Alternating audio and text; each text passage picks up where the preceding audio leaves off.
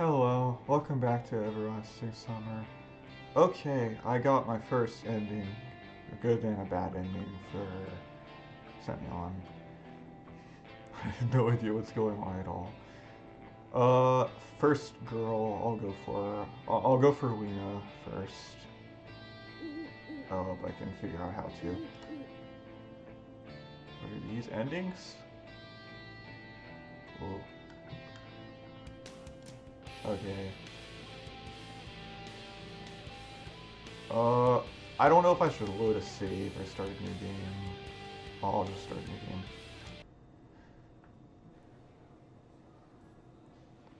Okay, I guess I have to start with the tournament here. I'll just try to beat her. See if I can learn this game good enough. Hmm.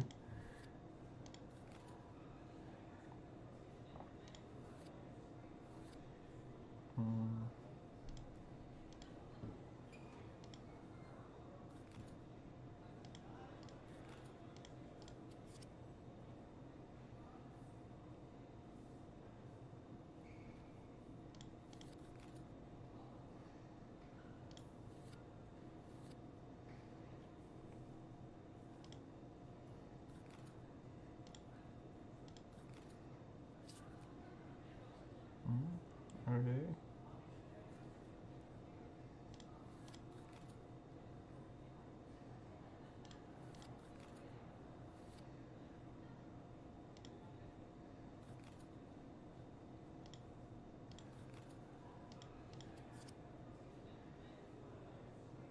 Hey, got it. Three kings for two. Yay. I won. Seriously, it's hard to play a game that was made up on the spot and not by yourself either. But I won. Although the moment of glory was tainted by the fact that it was Lena who was the loser. She's not very confident in general, but now she's lost. I'm too embarrassed to even look at her now. Probably I should have lost to boost her self-esteem, but I have a bet with Alyssa. Meanwhile, Electronic proudly announced that the first round is over. A list of those who made it into the second round appeared on the scheme after a little while. Semi-final pairs consisted of Alyssa versus Anya and Oyana versus me. A doomed sigh escaped me. Oyana immediately took a seat in front of me. Ha! She glared at me, grinning. How did you manage to outplay Lena? Cheated, perhaps? I'm not you. I just know how to play cards. At least that's what I want her to believe. And how could you outplay Shurik? Uh, Liana waved her hand, showing how easy it was. I threatened to join his club. She grinned yet again. Would you hold back too? Not a chance. Ugh. Then I'll choose which card I give to you myself.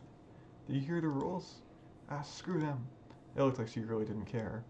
Okay, but I choose the cards to give to you too. Deal. Inspired by my victory in the first round, I ventured upon this dangerous move. I could have argued, appealed to Electronic, and eventually had my own way. Somehow I felt truly confident in the outcome of this round. Yes, we were breaking the rules, but I was in the same boat as Oyana. I looked up at Electronic. It's time to begin the semifinals, he commanded. I carefully checked my cards, ensuring that Oyana couldn't see them.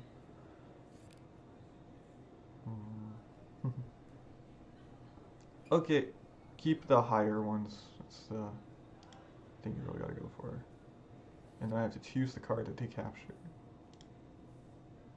Okay, so we just do that then? Neat.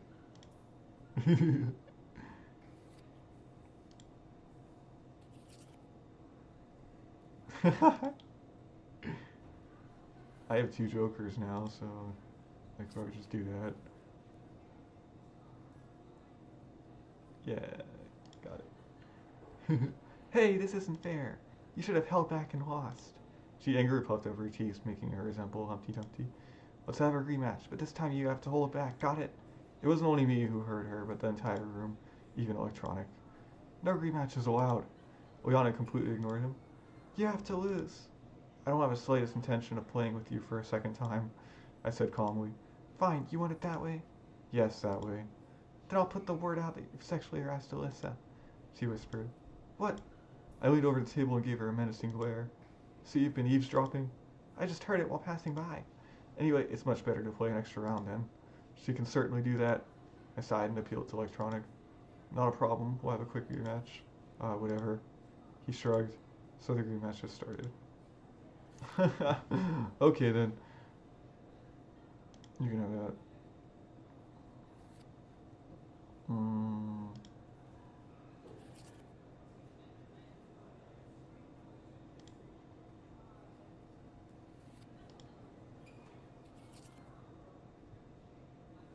Um,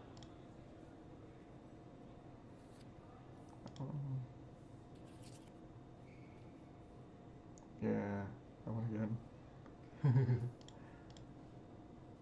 Yeah, easy peasy, I said and reclined on my seat. That's not fair. Oh, she won't demand another rematch. How come? I chuckled. Okay, said Rihanna aggrievedly and got up from the table. I studied the tournament scheme closely, trying to understand who's going to be my final rival. At the same moment, Alyssa took place at my table. I pulled a dumb, faint smile, like I'm afraid of her. Congratulations. Expecting to win. I'm expecting that you'll keep your promise. Okay, let's roll. Oh. Um,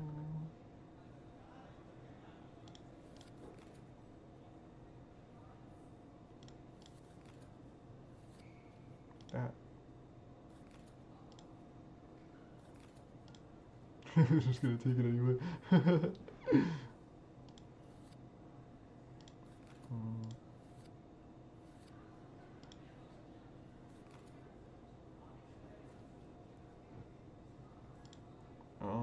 Let me see here. Oh, aw, hold on. Oh wait, no, I should take that back now. Oh no. I have this. I have two. Okay, that's all I have. That. That. This is all I have.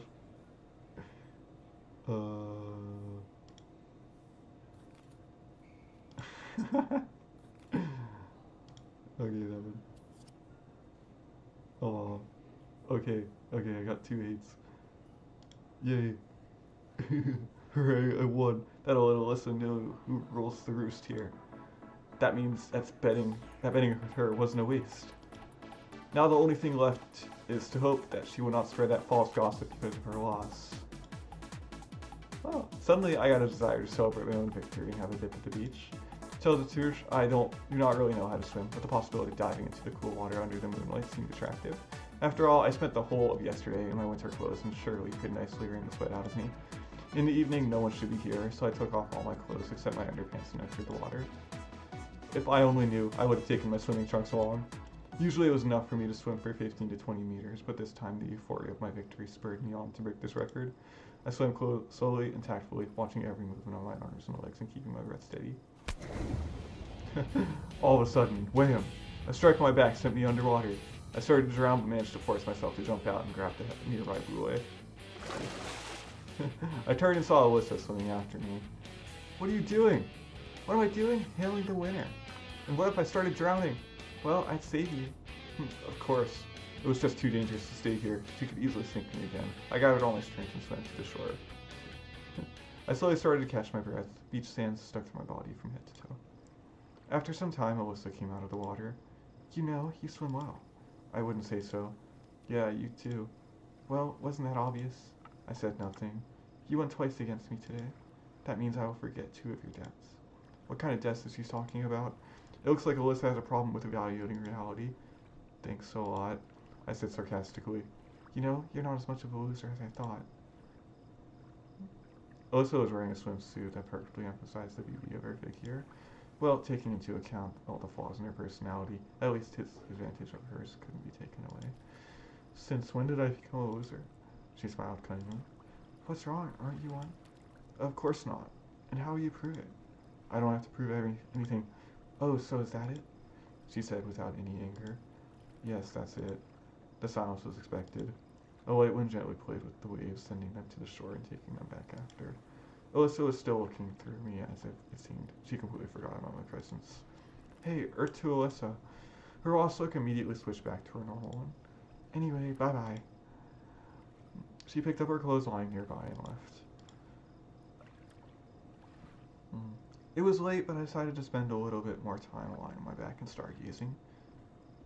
After all, I didn't have that many opportunities for that before, or I simply tried to avoid every opportunity. Well, if we think about it, the light from faraway stars reaches us only after millions of years. Right now, I can see the star because it was shining back then, long in the past. And now the star is gone, already exploded. Wait a minute. She took my clothes too. I got up and looked around the beach. No doubt about it, Alisa took my pioneer uniform. Darn it. And I was just starting to think that maybe she's not so spoiled. I need to come up with an idea quickly. Certainly I could go and complain to Olga Dmitrievna, but not in my wet underpants. I didn't know which cabin Alyssa lives in either. And knocking on every door is certainly not a good idea. Maybe I should go to Slavia? Yes, of course, at night wearing my underpants. The only thing missing is a rose in my teeth. Overall, it looks like I am screwed. In any case, I have to do something. I was lucky not so much time had passed since she left, so I could still catch up with Alyssa. Hurry up. In the blink of an eye, I found myself at the square. To my great surprise, Alyssa was sitting on a bench, apparently bored. She had already changed. Give them back. Yeah, sure, take them. She muttered with a guilty tone and handed back my uniform. Don't think I was waiting for you on purpose or anything like that. Alyssa turned her back and set off towards the cabins at an easy pace. I was left standing riveted to the spot. I didn't expect such a twist. The guilt did its job, perhaps. Fat chance. Anyway, it's better to keep away from her, and recent events do not change a thing. I headed to Olga Dmitrievna's cabin. Okay.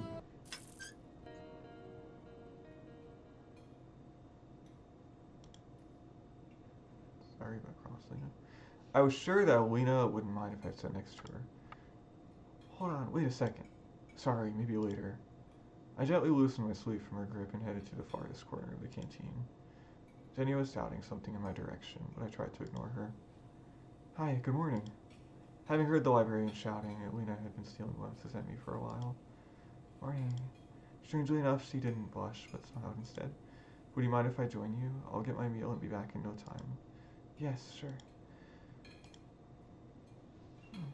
In a minute, I was already sitting in front of her with a simple set of plates on a tray. Porridge, 2 poached eggs, 4 pieces of wheat bread, a boiled sausage, and a glass of compote made of unknown fruits and berries. Have a nice meal. Thanks. I was trying to eat as neatly as I could, no chomping, smearing the food, or spilling the compote over myself. It seems that eating like a human and not like a hog was not that hard at all. As usual, Lena remained silent, which means I should start the conversation. Going to the dance tonight? Probably. She was silent for a while. And you? I don't know yet. Though I didn't want to go there at all. I didn't like dance parties since my school days. Why so? What do you mean? My mind was so far away in my school times. Why don't you want to go? I didn't say I don't want to. Okay then. But if you're inviting me... Lena turned red and looked away. I don't really... Sorry, just kidding.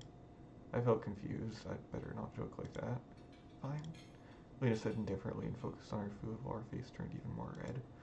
Why am I stuck on this dance as if we have nothing else to talk about? But wait, is there actually anything? By the way, maybe you know what Semyon wanted to ask me? Huh? I mean, when I just came in, she wanted something from me. I don't know. I see. The conversation reached a dead end, so I tried to seem fully focused on my meal. Lena finished her breakfast first. I should go. See you later. See you. Oh. I was finished chewing on the sausage. Okay, that's not me.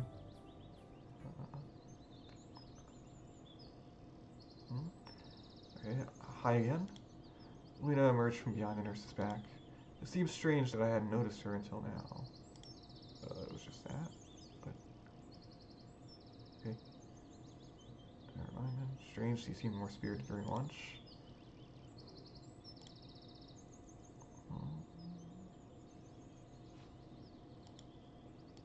That was what I did last time.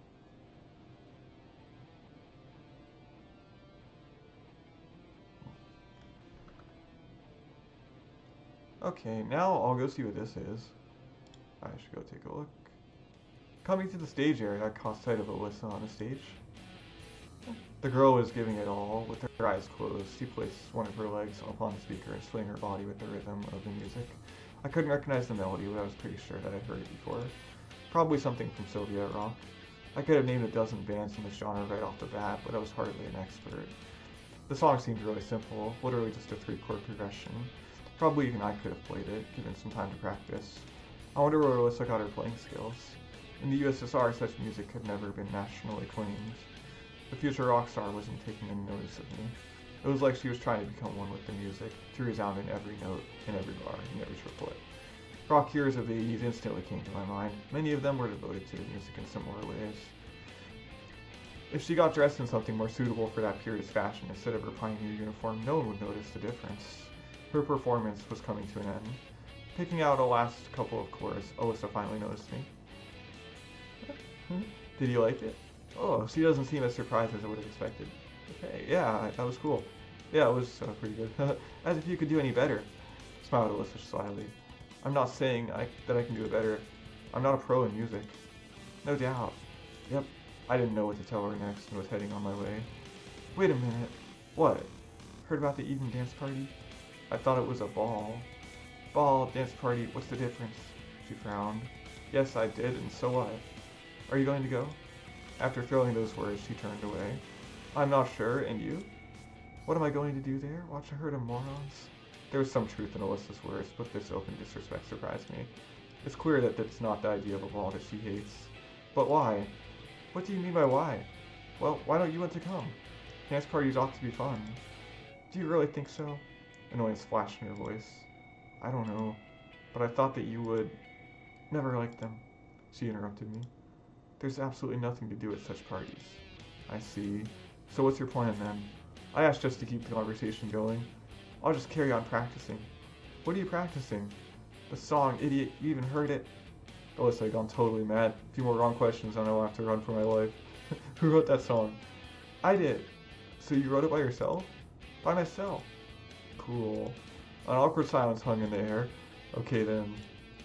Don't you want to listen? Didn't I just hear it? That's not what I meant. She pouted. The whole song. It's just a jam for now. Come on, do it then.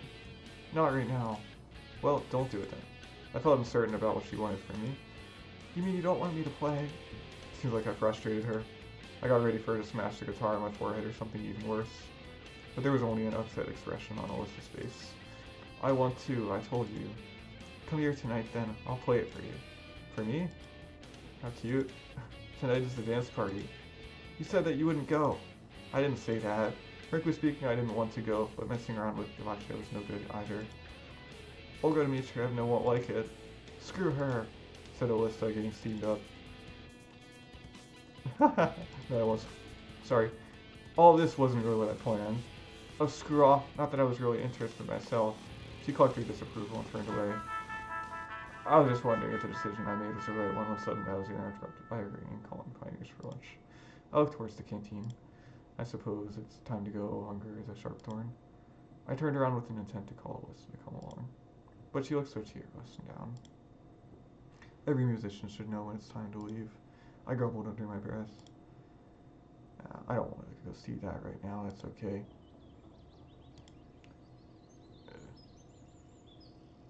What's this? I wanted to take revenge for what? Really? What did I do to this girl who warrant revenge? You beat me in cards. What a fantastic reason. No doubt. I see. Maybe I should apologize to you? I asked sarcastically. Screw you. She went into the house, slamming the door. Oh, cards. I don't think I went here the first time. Did I? But it's still a stupid idea. If Shurik was hiding anywhere in the camp, he would have been found by now. Of course, assuming he wants to be found. So I hardly think I can help him. Together with this thought, I entered the cabin and stretched myself on the bed. Nothing good will happen if Olga Dmitrievna finds me here. Stop. Enough. Am I just some trembling creature, or do I have rights? I didn't want to do anything anyway. The day was just as hot as the previous ones, and the only thing to do was to stay in bed and wait for lunch. I was just falling asleep when somebody knocked on the door. Come in. Slavia stood on the doorstep. Olga Dmitrievna isn't here, is she? No. And what are you doing? She asked with suspicion. I looked over myself lying on the bed and said, lying down, I can see that, but I heard Olga Dmitrievna asked you to find Shurik. Well, yes. And? What's the point? I'm sure she already turned the whole camp upside down. Not much time has passed. Why should we panic? You know, stuff could happen. Savia looked at me thoughtfully. Get up. Do I have to? I was so worn out that even the thought of going somewhere frightened me. Yes, you do. Slavia is not a person who I could ever say no to. I stood up reluctantly and went out of the cabin with her. We stood at the doorway for some time, relaxing in the beams of the summer sun, though I was rather frying. Where shall we go? We have to look everywhere. Great idea, just great. The first stop on our route was the library. Slavia went to Xenia sitting at the table and spoke to her. I just stood in the doorway. I didn't want to communicate with this librarian any more than necessary. A few minutes later, Slavia came back to me. So, nothing. She shook her head, as expected. The canteen. We still had time before lunch starts, so there was no usual crowd of pioneers. It was empty inside and outside of the building.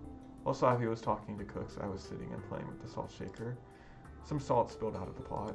Certainly, I would be worried if I was superstitious. Strangely enough, he wasn't here either. It would be unexpected if she had found him, for instance, in the refrigerator. The next stop, according to our plan, was the infirmary. I decided not to go inside and waited outside for Slavia. No results. There were pioneers playing football on the sports ground. It would be hard for Shurik to get lost among them. Finally, we reached the clubhouse. You think he could be here? I think that's the first place people would have searched. Let's go in. Empty inside. Slavia opened the door and went to the next room. I followed her. This all seemed to be a stupid undertaking.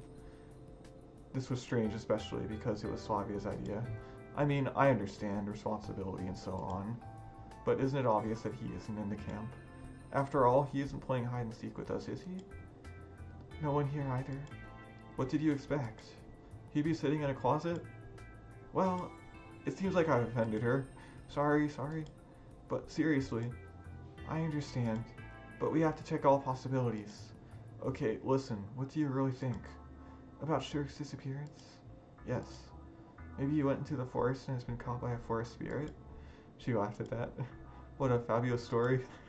However, in this camp, you never know. Yes, true that. But now isn't the time for jokes. Cheer up. We'll find him. I hope so. Slavia smiled. Well, I still have some things to do. See you later. She left, but I was standing there for some time staring at the Cybernetics Club's closet. Okay, for this one I'll go with Lena. See if something different happens.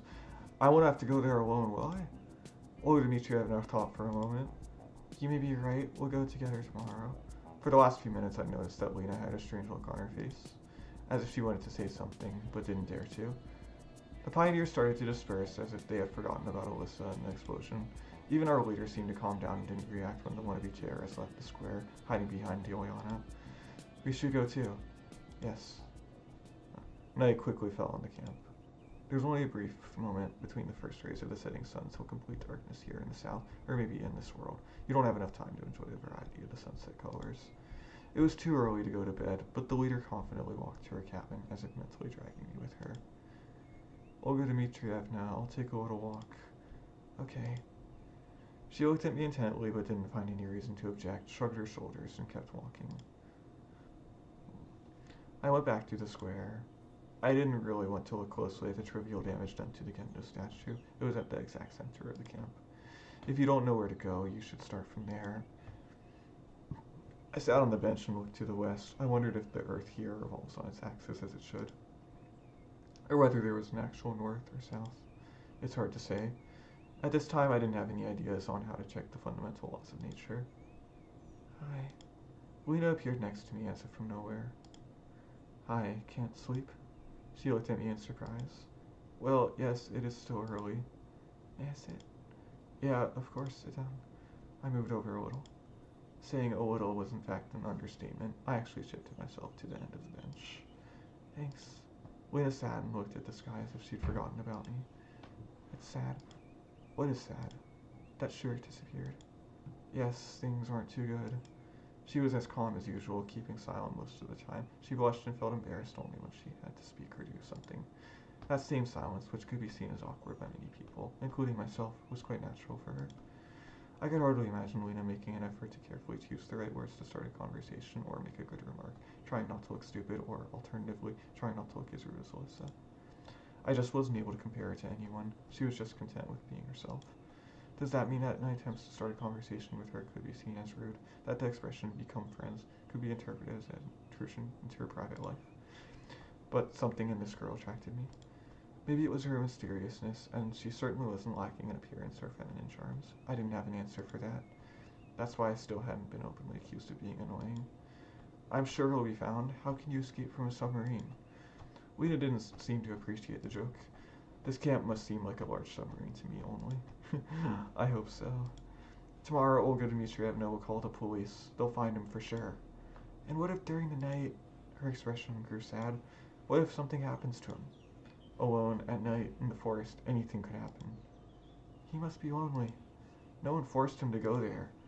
What if he just got lost? He shouldn't go walking into the forest alone. In the forest alone. You don't have any pity for him at all. Shurik may be sitting there all alone. Of course I pity him. I felt ashamed. In any case, Lena was right. A person was missing. Anything could happen during the night. We aren't seriously going to search for him now, are we? She didn't reply, still looking somewhere far away, where the last rays of the sun shined over the tops of the old trees, as if trying to leave a bit of its warmth with the people. Do you really think that roaming around the forest in the dark is a good idea? Probably not. For some reason, I was sure that was exactly what she thought. Recently, I seemed to be starting to understand Lena even without words more often, and she seemed to be influencing me psychologically, making me agree with her. Lena's silence was more informative than any chatter or attempts at persuasion. They looked for him during the day already. Everywhere? She stopped watching the sunset and looked at me. I don't know, I think everywhere. What about the old camp? For the first time, her words sounded self-assured and not vague or indifferent. Where is it? I have no idea. Electronic told us. Well, if you trust him. I grinned stupidly, but Lena kept looking at me seriously. Sure, if it's not too far. So you do want to go? Of course I don't. We can, if it's just there and back quickly. Okay. Lena smiled and gave me a flashlight, which appeared from nowhere. Yes, that'll be useful. Does this mean she prepared beforehand? And nothing was up to me? I sighed as if doomed and headed to the forest with her. Okay. Night fell on the camp. We walked slowly. Lena was next to me, near but not too close. It was strange, but it looked like she wasn't afraid of anything. Moreover, she didn't seem to be bothered much about what we were doing, as if we weren't walking in the forest at night, but just watching a movie with other people playing leading roles. Actually, electronics said that the old camp was not too far, and if we walked straight to it, then it would be hard to get lost. After a few minutes, I was completely unsure that we were walking straight, and after a few more, it started to seem that it would be a miracle for us to even to get out of here. But I didn't want to lose face before Lena, so I tried to walk here cheerfully.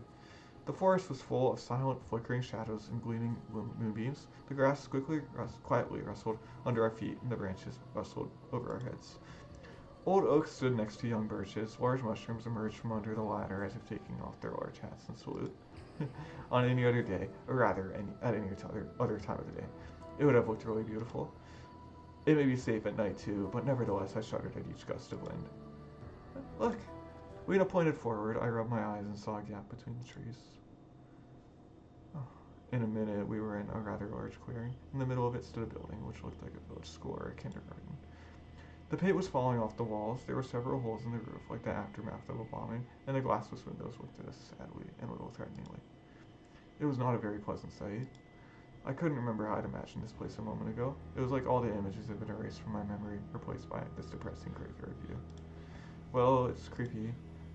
Lena was still standing silently, but a natural expression of fright appeared on her face. Do you think he's in there? I have no idea. If I was Shurik, then a haunted house would be the last place I'd hide in. Shall we go?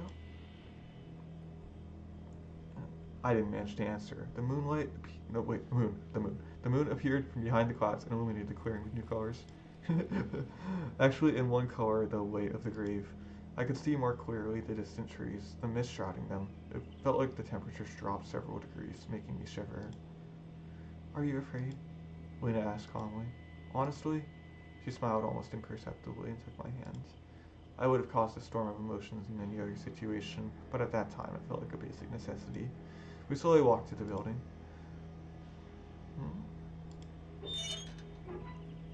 Walking through the playground, I pushed a merry-go-round, causing it to creak nastily as it made half a turn. Lena shivered and grasped my hand tighter. Sorry, I probably just remembered my childhood. Did you like merry-go-rounds? Yes, actually, I don't know. I don't remember. Probably all children like them. I didn't like them. Why? I got dizzy when I rode them. No wonder if you spin too fast. I like swings more. Well, you can get dizzy on a swing as well. But why would you? I don't know. That conversation had distracted me a little and I stopped worrying myself about everything. About Shurik, about our night trip, about Lena. After all, this world is not so alien. Finally, we reached the doors. The inside of the old camper building reminded me of a kindergarten, the one I attended in my childhood. At first glance, even the room arrangement was the same. Shurik, Shurik. Grave-like silence replied to us. Even the wind outside had calmed down. Looks like nobody is here. We should check anyway. Lena's courage still didn't cease to surprise me. Or should I say her lack of normal self-preservation instincts didn't. I don't know if this behavior is strange for this girl or not. Okay, let's do it. We thoroughly examined all the rooms of the old camp. I even inspected the attic. There were signs that people had visited this place everywhere. Newspapers, empty bottles, and other garbage, but there was no sign of Shurik. We returned to the hall where we had started our search. What should we do next? I have no idea. Lena sat on the steps and stared at her feet. I think we should go back. I began carefully. It's late, and can just the two of us really search the entire forest for him? You may be right. She looked sad and her expression let me know that the search was not over yet. Well, I am. I waved my hands in resignation and sat next to her. We should think about the worst outcome. Are you saying? No, but are there any wild animals around? I doubt it. Lena calmed down at once. He may be sleeping somewhere. He'll wake up in the morning and return to the camp. Yes, of course. I jumped to my feet and started to walk in circles around the hall. I really wanted to leave this place, to get out from the forest, but it was as if Lena's behavior was keeping me here. I wanted to go on trying to persuade her, but then I noticed something on the floor. It was a trap door. There were little heaps of garbage and dust around it. It must have been opened recently. Look. Do you think Shurik is there? Lena squatted and carefully pulled on the hatch's handle. It may not be Shurik, but someone surely used it recently. I had already regretted finding that cape. Let's check it out. The trapdoor wasn't very heavy, so you could open it without much effort. I directed the flashlight into it and saw a ladder going down a couple of meters. Looks like a cellar. Let's go down? I looked at Lena for a few moments, trying to understand what was on her mind. Did she have a craving for adventure like Juliana? So where is her youthful spirit then? Or maybe she just went a bit nuts? Lena didn't seem like a crazy person. But anyway, who even said she really is a human and you can evaluate her with human behavioral logic? That thought should have scared me, but somehow I didn't pay it any attention among the millions of other thoughts. Some of them were more important. For example, what could be down there? I climbed down and looked around. Everything is okay. After I made sure that there was nothing to be afraid of, I called Lena. We stood in the long corridor, which certainly wasn't a cellar. Its architecture more resembled KGB dungeons or a subway maintenance tunnel. I don't know which would be better. There were countless wires along the walls, fastened by metal hooks every half a meter. There were lamps under the ceiling, covered by rusted shades. Crumbled concrete crunched under our feet unpleasantly. Shall we go? Lena, without any emotion. Where to? There? Well, yes, what if Shurik is there? What would he be doing there? In any case, I wasn't really able to refuse her today, so we forgot about our fear and headed into the darkness. Lena walked next to me, holding my hand. The silence of the dungeon was interrupted only by the sound of our steps and water dripping from the ceiling. We moved forward slowly, maybe too slowly. I suddenly felt an urge of claustrophobia. I gritted my teeth and squeezed the torch, but loosened my grip at once, fearful of breaking our only source of light. Lena kept silent, and her silence seemed louder than any words. I started to fear. Say something. Door. What?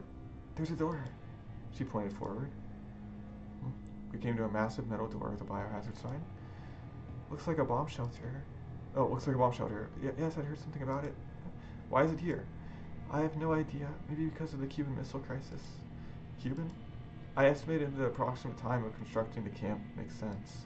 However, building a bomb shelter here was like building an airport in Northumberland or Lacock in Wiltshire in the UK. It wasn't deep enough and too far from civilization. The door wheel fully totally creaked. I had to push it with all my strength before it turned a couple of times. I made up my mind and opened the door with difficulty. Is that the actual name of that town? We entered the room which seemed to be the main living quarters. There were some beds, cases, some scientific equipment. They had been thoroughly prepared for a nuclear apocalypse. We didn't find any signs of Shurik there, though. Look, Lena was holding a flare gun and smiling. Why would I need it? To fight monsters. There are no monsters here. At least I wanted to believe that. If you say so. I guarantee it. I didn't want to upset her, so I tucked the flare gun into my belt. It might come in handy. We thoroughly searched the room once again. There were 2 exits. The first was the door we had entered, and the other one was another door exactly the same in the left wall. For a moment I felt excitement, the urge to reach the end of this labyrinth and to learn what prize awaited me there. However, this surely wasn't a computer game, and there is no option to save. No, it is so. Maybe this? Lena offered me a rather big crowbar. No, I'll give it a try without first. However, the door didn't want to budge. It only creaked nastily, and the door wheel didn't turn a millimeter. Okay, give it to me. It was too easy with the crowbar. In the end, the obstacle collapsed, hitting the floor loudly. The hinges were rusted completely through. I pointed the flashlight into the passageway. There was a corridor just like the one we had come here through. Let's go? It was like Lena was constantly driving me on. Where are you rushing to? Me? I'm not. She blushed in confusion. Again, what should I make of her? First she doesn't fear a thing, then she gets lost after a word. You look like you don't fear anything. I don't know. What should I fear? You'll protect me anyway, she added barely audibly. So Lena is counting on me. She believes in me no matter what. It's possible. Stupid, naive, but possible. I knew clearly that I couldn't protect anyone, even myself. Nothing is up to me in this world. The powers that brought me here could do anything. That didn't exactly mean that inevitable death awaited me in the end of the tunnel. It could be lying in wait anywhere in this camp. Let's go. I tried to walk faster, but Lena seemed to not be bothered by that, and she easily kept pace with me. This corridor is exactly the same as the previous one, in every last detail. There was nothing shocking about it, but at some point I got the feeling that we were walking in circles. The flashlight in my hand started to tremble visibly. A spot of light jumped all over the walls and the floor, and suddenly it lit up a rather big hole.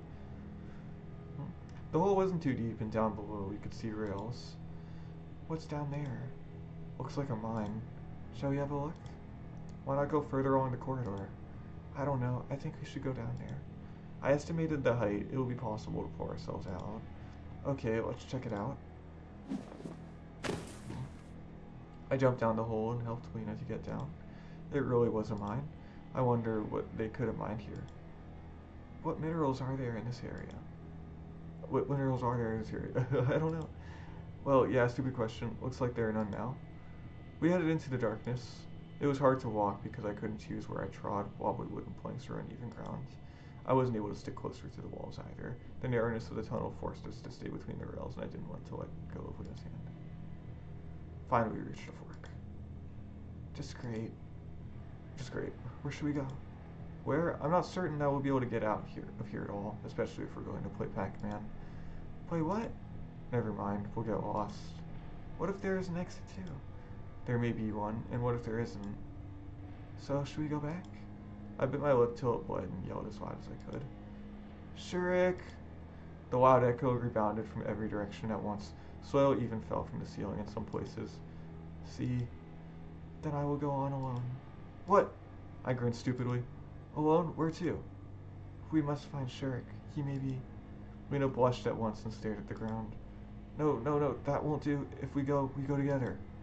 Okay, then let's go. She smiled and took my hand. How does she manage that? But first we should... I took a sharp stone from the ground and scratched across from one of the beams which supported the walls. Now we will know where we started. Okay, and this again.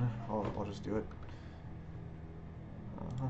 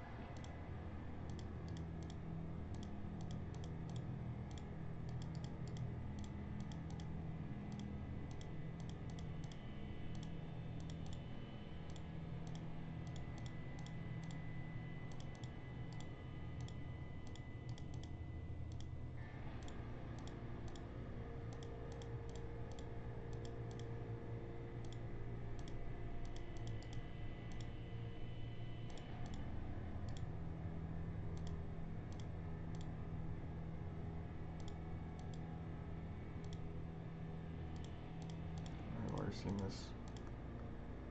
Red piece of cloth is pioneer neckerchief. Shurik was obviously here somewhere. Shurik, Shurik, Shurik, Shurik. Only echoes answered us. You must not be too far away, since we found the scarf here. Frankly speaking, I was most wondering where here actually was. Where could he have gone from here? There were no other exits from this room. Certainly it was possible that there were other places in these tunnels we hadn't visited yet. That means we have to keep searching for him. Okay.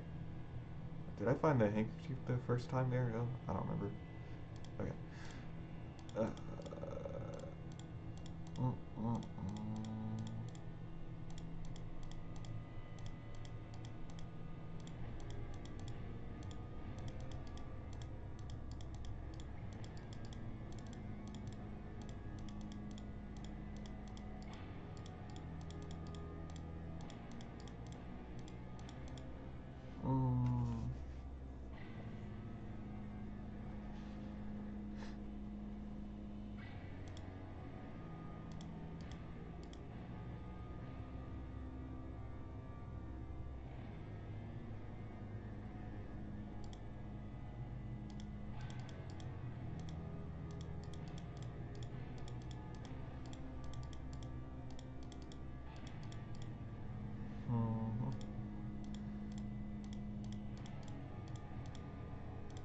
That was the left.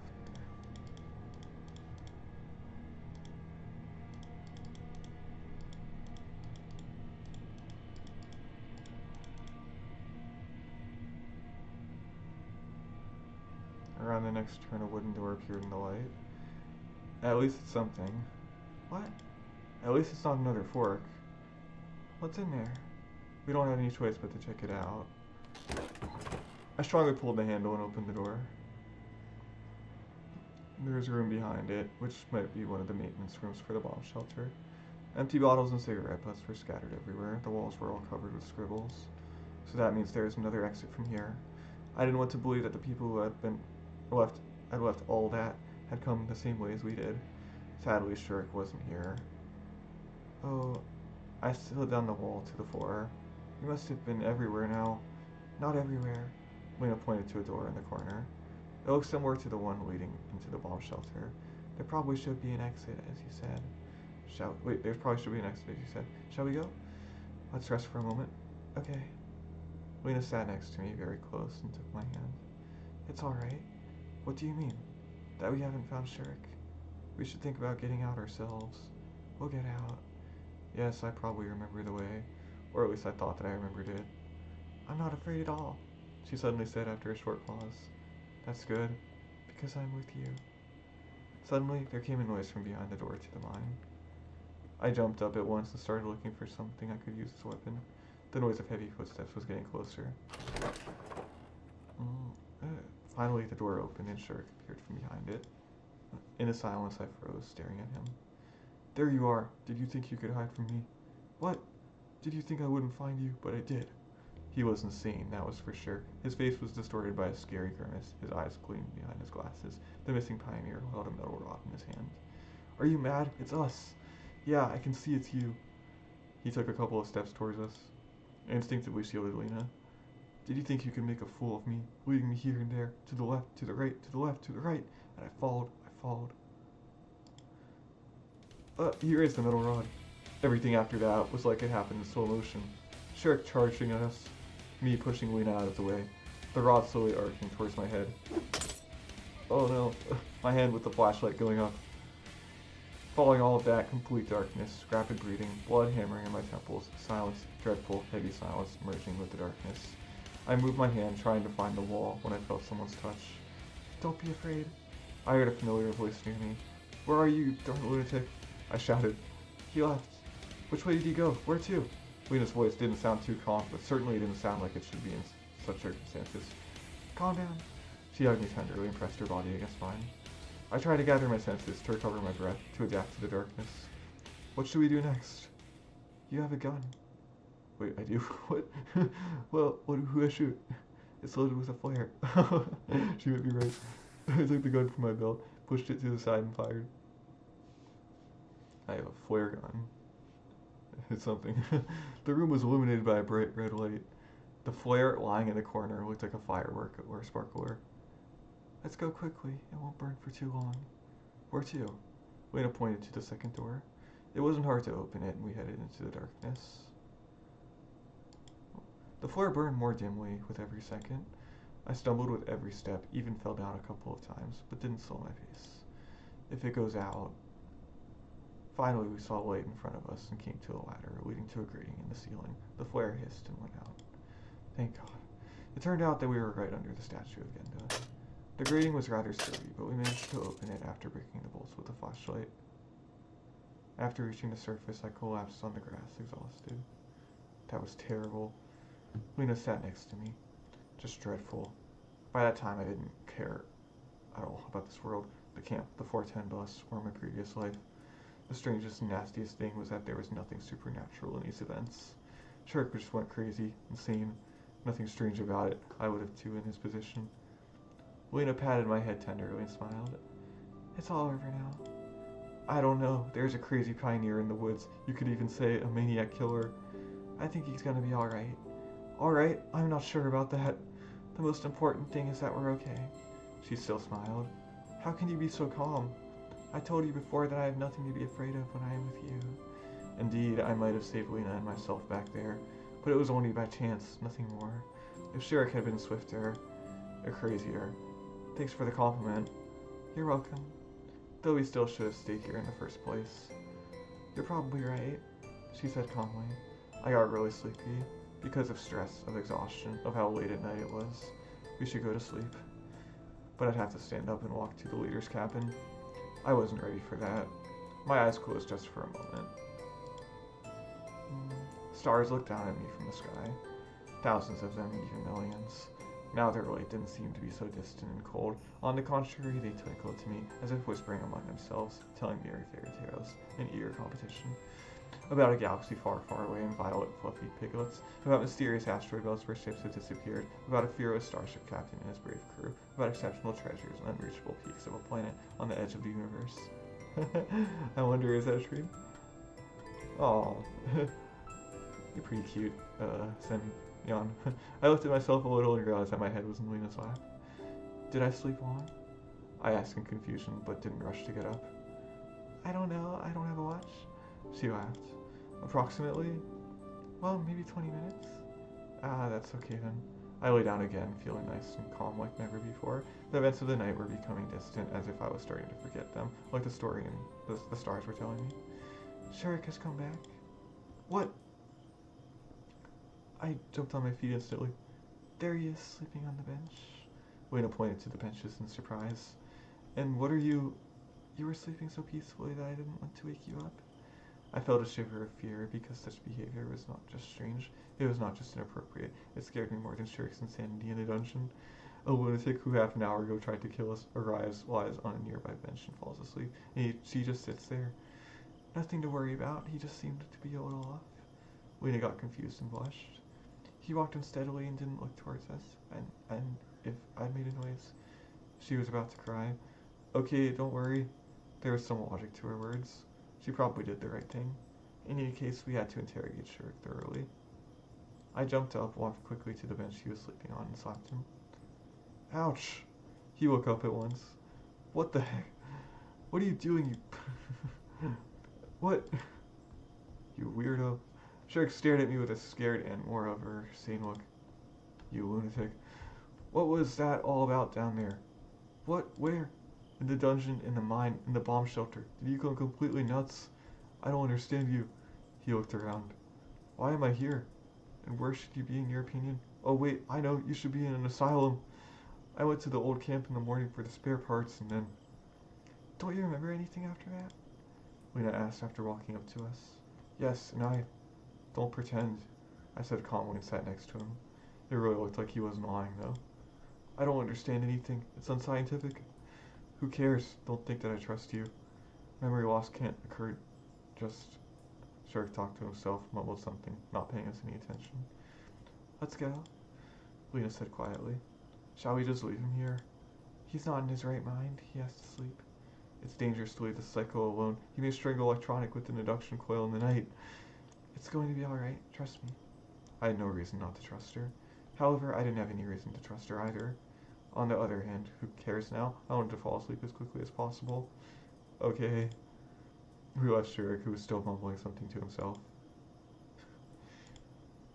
We're here. What? Where? I have to go further on. Lena smiled.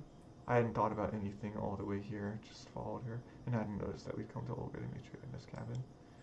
Yes. Thank you for today. There's nothing to thank me for. It's just good that we came back alive. We'll see what Shurik has to say tomorrow. Thanks anyway, she said mysteriously and averted her eyes. You're welcome. Well, it's time for me to go. Lena quickly turned around and walked quickly in the direction of her cabin. I suddenly had a thought that something about that was a bit off, not quite right. After all that had happened, well, it's time for me to go. It usually goes differently in such situations, doesn't it? I have no idea what I expected, though. Exhaustion hit me again. Walking with difficulty, I entered the cabin. The leader was sitting on my bed. Semyon. She started to talk sadly. Where have you been? Well, I prepared for a scolding. I didn't expect that reaction. I went to look for Shurik. Alone? So you went with Lena? No, with Lena. So, what about Shurik? It looks like Olga Dmitrievna was really worried about the fate of the lost pioneer. What's so strange about that?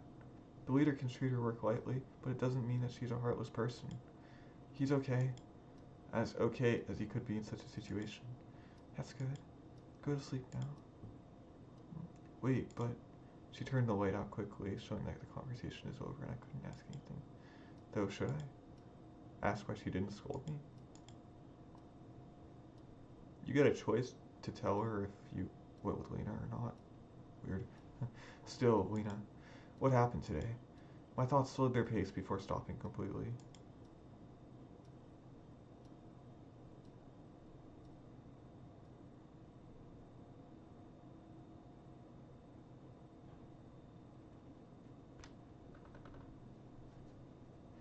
Okay, let's see if I can get one more thing. I will try.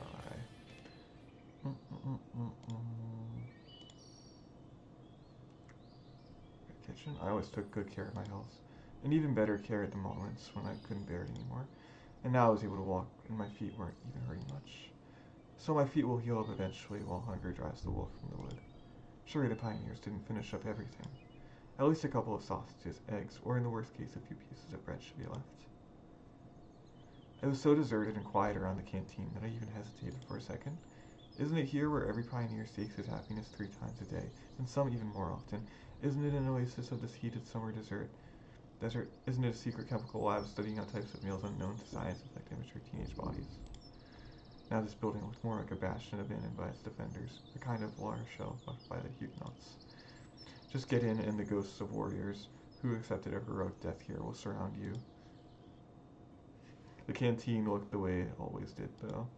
It was just completely empty, except for Miku, who was cleaning a table. Seeing that, I quickly turned around and tried to sneakily escape, but didn't manage to make it. Hi, Semyon, did you come here to eat? You missed breakfast, didn't you? I mean, I didn't see you. You could have been there, but I didn't see you. It's good that you came anyway. Hi. Well, yes, I just came wondering if there's anything left, maybe. There's nothing left. You need to wait for lunch. You won't help me, by the way. I'm cleaning up here. What for? What do you mean? She puffed up her lips and seemed offended.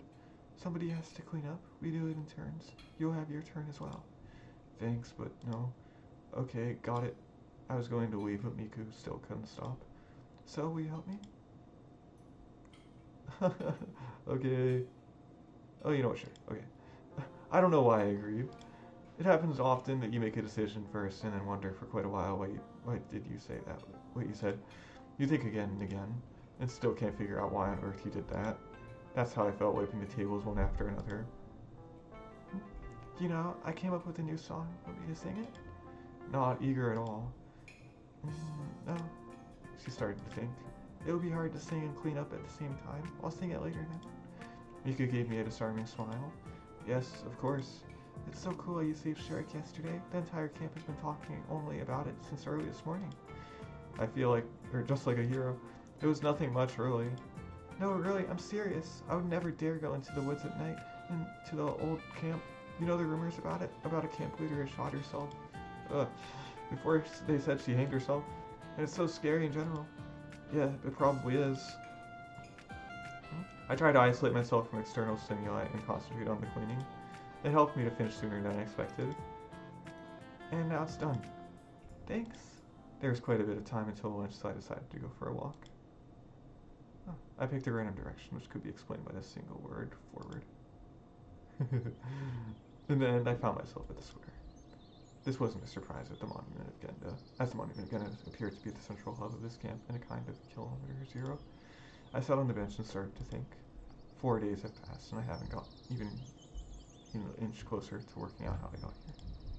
It's true that quite a few strange things happened during this time, but almost every one of them can be explained logically after careful thinking. Every single one of them could have happened in normal life. Normal life. This term lost its original meaning to me here. Reactions to the environment, the actions and words of other people, or my own words. Indeed, none of this here is normal. In the past 4 days, my worldview had taken a series of painful punches to the stomach and uppercuts, which led to it being, if not knocked down, then seriously knocked down. Sometimes I don't understand why I act one way or the other, or say some things. Actually, I do understand, but not straight away. Such afterthoughts, however, don't help me to act differently, more sanely, and appropriate to the situation at all. Moments of truth happening to me are becoming more and more rare. My only wish during first day was getting out of here, then now my main concerns are where to find food, how to avoid a lineup in the morning, and what to say to Olga Dmitrievna if Alyssa complains about me. And those things are truly important to me. And day after day, daily fuss like this overshadows the thoughts in my head about how the world around me, together with this camp and these girls, are completely abnormal. But I can't do anything about myself, because I just forget. In the same way we breathe without thinking about it, I am joining in the everyday life of the local inhabitants more and more without realizing it. I'm steadily becoming an average pioneer. No. No, this is wrong. I shouted aloud and slapped my face a few times. All of a sudden, the bell sound calling the pioneers for the lunch came from the loudspeakers. Finally, I ran skipping along to the canteen, leaving my inspiring thoughts back at the square, where they could sound interesting to Gendo alone, and only if he was alive. The day has just started, and I've gone through so many things already. Okay, there's that. This is what I did last time.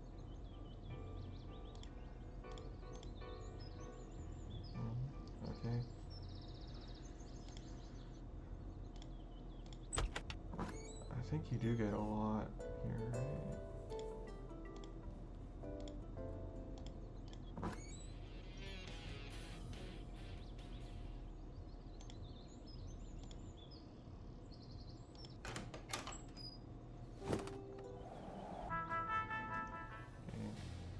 You do get that there. So you get a choice to see 3 things there, right?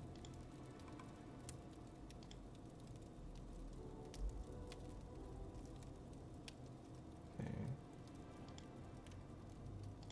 Your voice. I came closer, silently trying to understand what was going on. So now I can see this argument here? Oh. No, you listen to me. Think whatever you want. I said everything. It looks serious. I tried as hard as I could to not attract any attention, and look like I'm just standing there with no intention of listening in on them. There's nothing to think about. Everything is as clear as day. Don't try to wind me around your little finger like that. I know you too well. Why, of course you know everything. Then why won't you tell him yourself? Lena was getting angry. That alone was really weird, even considering that I didn't know what they were arguing about. That's none of your business. Alyssa snorted, turned around in her harassment line. A second later, Lena gave me a look as well. The girl stood there in confusion for some time. You're eavesdropping? Me? Oh, no, I was just, passing by. I put on the best smile I had, but it didn't seem to help much. By the way, today you was peeping at me. Alyssa gave a malicious smile. Lena looked at me questioningly. First of all, why would she believe this devious fox's stories? I didn't peep. You know quite well that it was an accident. Ulyana should be the one to blame. Sure it was. Tell that to the cops. Seems like my excuse was not working. Do you like my boobs? A shiver ran up my spine. Is that true? Lena looked at me imploringly. Well, you see, it was an accident. I didn't see anything there. You didn't? Well, I can show you again. Alyssa cried in anger. I didn't know what to say. You see, I told you. No, no. Lena started to mumble and rushed away a moment later. Wait, what happened? I shouted after her. You see what you did? That girl is upset now. She gave a slight smile. First of all, it wasn't me who upset her. Second, I don't have any idea what you two were arguing about. I was running out of patience. Why should I tell you? Seems like she thought that her talk was over and was about to leave. I grabbed her hand abruptly. Alyssa glanced at me in fear but didn't say anything. I was angry at that moment, really angry. First, I was wildly enraged that Lena was upset because of me, even though I was actually kind of guilty. Second, I was enraged by Alyssa's insolence. Third, I was so tired that I was about to lose my temper at the smallest thing. Happy now? I hissed, pointing into the darkness where Lena had run off. You only seem to have the guts to bomb memorials and hurt innocent girls. She looked frightened, saddened, and confused at the same time. She herself could hurt anyone. You just don't know her. The only truth here is that I don't know her too well, but I'm absolutely positive that she wouldn't hurt anyone. That's your job. We stood in silence for some time. I held Alyssa's hand and didn't know what to do next. The solution dawned upon me all by itself. You have to go and apologize. Why should I? Alyssa tried to act as arrogant as always, but it wasn't going to work this time. Because I said so. I refused to hear any objections and dragged her to the side of the bonfire. Olga Dmitrievna, I'm sorry. We have some urgent business to deal with, so we have to leave early. The guidance officer tried to object, but I didn't listen and headed after Lena, pulling Alyssa along with me. After some time, I realized, or at least her hand. Any objections? All the pride and arrogance had left Alyssa's face long ago.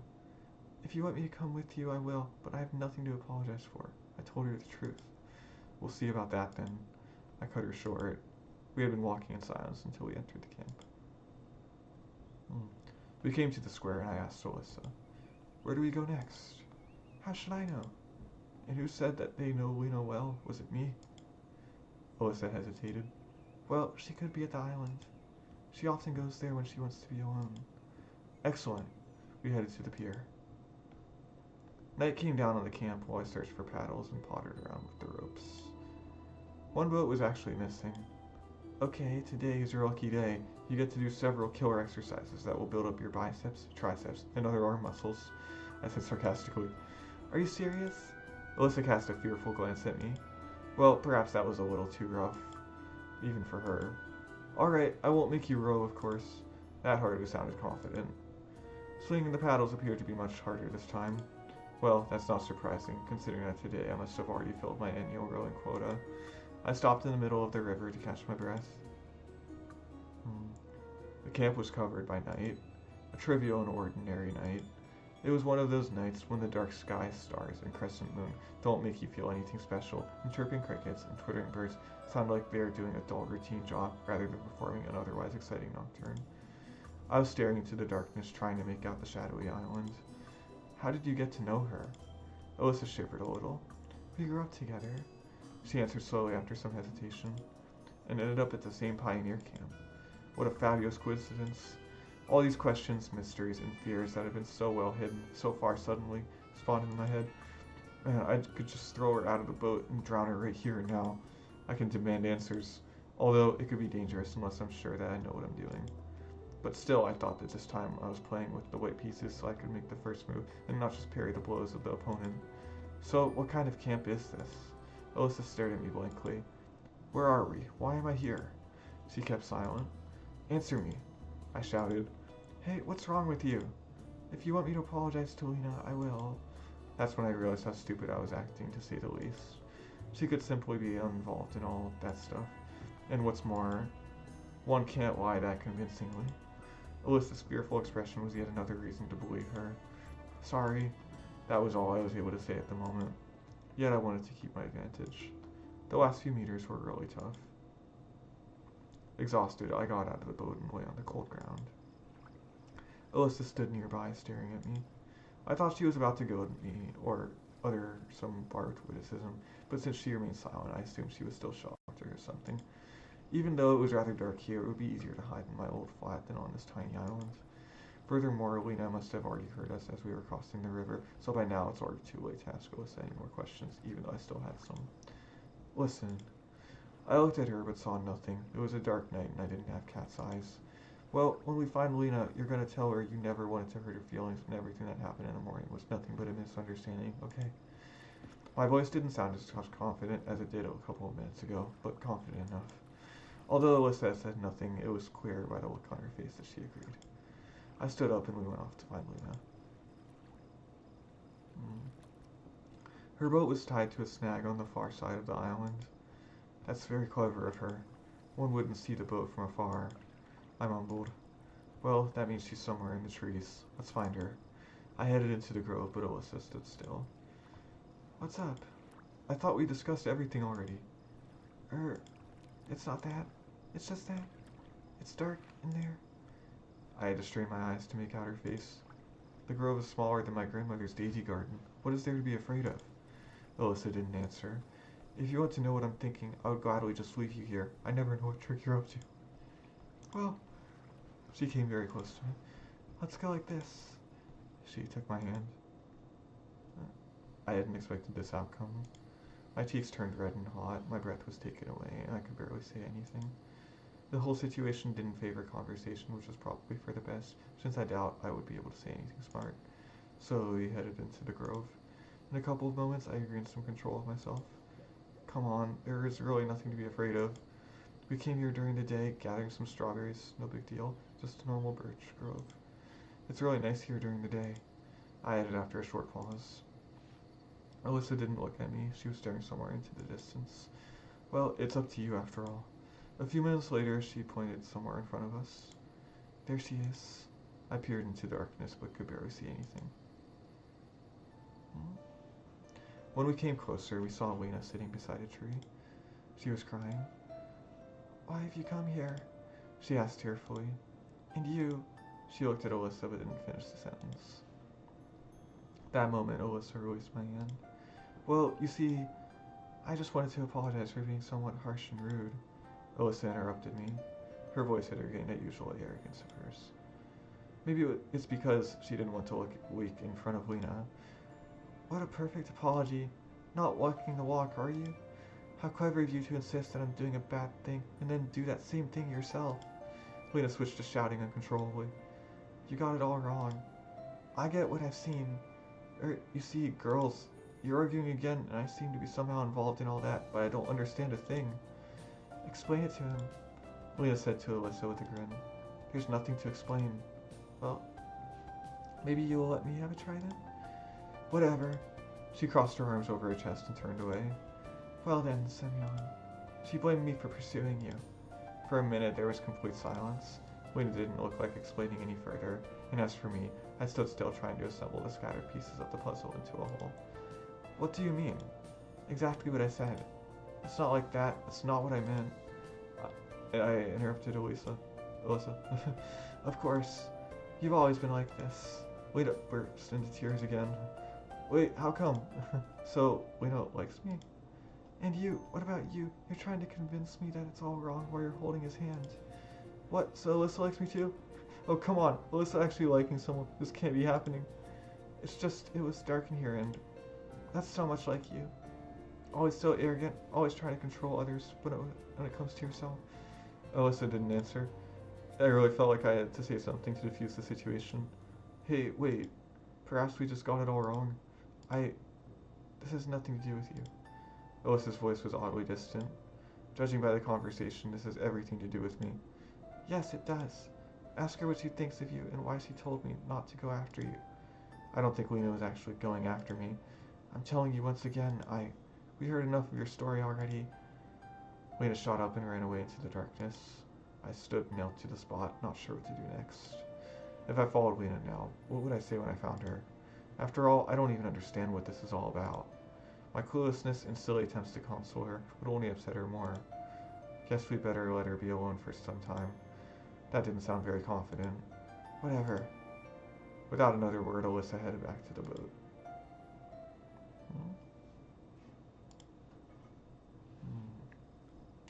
The whole way across the river to the pier was a heck of a trip. I had to stop every 10 or 20 meters to take a break. Alyssa was staring at the river and didn't pay attention to me. Well, this seems to be the first situation here in the camp that is completely beyond my comprehension. Even though ultimately it is just a trivial, everyday situation, I wasn't this confused even during the all-night expedition to the old camp. After all, if you have a closer look, there isn't anything strange here at all. Lena is a very shy and perhaps even introverted person, yet she's human and can't completely avoid normal human developments. Considering that, her reaction fits the situation quite well. Even if I don't get the source of the quarrel, it's clear as day that the girls would not behave like that if they didn't have a good reason. And as things were standing, I was that reason. And that's the strangest part of the whole situation. Hey, I'm sorry it went that way. If only I hadn't overheard your conversation. Seems that like I was feeling a pathological need to excuse myself. It's not your fault at all, she said absent-mindedly. It's just that you appeared in the right place at the right time and it started a mechanism that had stood still for a long time. I don't quite get it. Of course you don't. And actually you shouldn't right now. You'll get it later. She cast an intense glance at me. Man, why does this always happen to me? Both at school and college, trouble seems to have chosen me as its primary target. Someone blocked the classroom door with a mop. I got a written reprimand in my mark book. There was a fight. All things considered, I must have started it.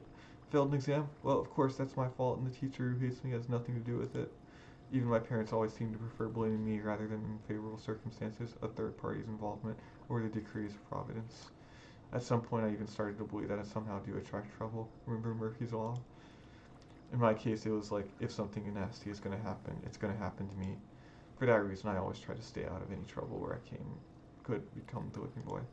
Well, judging by today, I'm not really good at it. It seems like you've got an aura of some sort. You do attract attention. Surprised, I looked at Alisa. She was smiling. Looks like she can read my mind. Trouble, mostly. Who knows? Who knows? She said dreamily and stared at the river. It's a wonderful night, isn't it? Just like any other one, if you ask me. I felt used up. That's exactly what I'm talking about. Just an ordinary night, nothing special. The best moment to make our most admirable camp leader really happy. She has to know that her favorite pioneer is a nasty pervert who enjoys peeking at naked girls. Something snapped inside of me again. You aren't serious, are you? Why? Of course I'm serious. She didn't look like she was joking at all.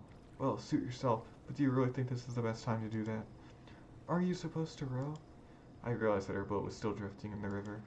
Wait, don't dodge my question. Let's get back to the camp. I'll have a moment to think it over. Getting to spend an entire night in a boat wasn't something I would aspire to, so I had to apply myself to the paddles. We barely made it to the pier. I was exhausted, both because of the rowing and because of Alisa's intent to tell Dimitrievna about this morning's incident. If I know our camp leader, her reaction will be quite predictable. So, are you truly going to visit Olga Dimitrievna now, are you? Why not? She gave me her most roguish smile. It's night after all. She must be sleeping already. Who knows, she might well be awake. Come on, you know full well it was a coincidence, a simple misunderstanding triggered by Olyana. No, I don't. She flung her arms up and headed to the camp. I guaranteed all my remaining strength, jumped up and followed her. At first I considered grabbing her arm, but then I realized it might not be such a good idea after everything that had happened today. Hold on. I trudged unenergetically along next to her. Let's talk this over. Is there anything to discuss? We silently walked alongside each other for some time. At least she walked slowly so that I had no trouble keeping pace with her, and I was thankful for it.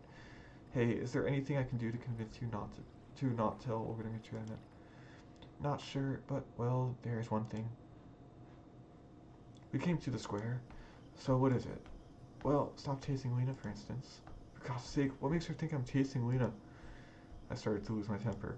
Why are you making up such nonsense? You started that quarrel in the forest. Because of you, we had to go to that island, and here we go again. Enough is enough. I'm not chasing her. Alisa stood still, bright moonshine lighting up her face, which showed evident signs of resentment and displeasure. Like I don't see how you look at her. How do I look at her? Like that. Like what? You know... She shifted her gaze but remained standing still. Hey, stop seeing everyone through your twisted imagination. If you can't stop making up nonsense stories, then at least keep them to yourself. Don't make others suffer because of you and your stories. I don't care if you pick on me, but now you got Lena involved.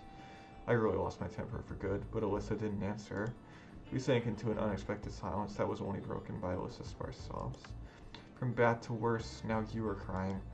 Have you all gone mad here? I clasped my hands in despair. I could understand why Lena was crying, But seeing Alyssa crying is unthinkable to say the least. I can't even see her reasoning. And at any other time, I would definitely be shocked, but at this moment, I'm just too tired for that. My mind was absolutely blank. To be precise, it was so heavy and full that not even a single idea would have the chance to dwell there. If I would compare my brain at its prime to a broad highway full of speeding thoughts overtaking each other and causing giant chaotic crashes, then now it's nothing but a forgotten tiny path in a distant desolate forest, which is only used in times of absolute necessity. Alyssa kept silent. At least she stopped crying. If you really think it's so serious, go ahead and tell everything to Olga Dmitrievna. I hope it makes you feel better. Okay, I won't do it, she said quietly and turned to me. The tears were all gone, but her face seemed to express absolute sorrow at the world. I'm just feeling hurt. What hurt you? I asked her tiredly. It's always like that. She gets all the attention and always pushes me aside. I had difficulty understanding what she was talking about and decided to play along. Hopefully she'd finally leave me alone. That's not true. You do draw attention and people don't overlook you. I don't. I raised my eyes and looked at her. Her facial expression was a mixture of amazement and expectation. See? So could you... All of a sudden her voice became so tender that I flinched in astonishment. Alyssa's face turned red and she hid her eyes. So, you really think that I'm as good as her? I wanted to say something like, even better, but stopped myself. Yes, I do. It seems she didn't understand that I said it all absolutely insincerely. Alright, time to sleep. Alyssa suddenly yelled cheerfully. Now she was acting more like herself again. See you tomorrow. She waved her hand and ran away. I sighed in relief. Well, it was over for today. Oh, all my remaining energy was wasted on a sprint to Olga Dmitrievna's cabin. There was no light, so trying not to wake the camp leader, I undressed quietly and lay down. It's still interesting. What did Alyssa mean? And Lena? It's become totally unclear what is going on with them and with me, as if we got sucked into some sort of vortex, which started to swirl with furious power. But what's going to happen next? And where will I be thrown then?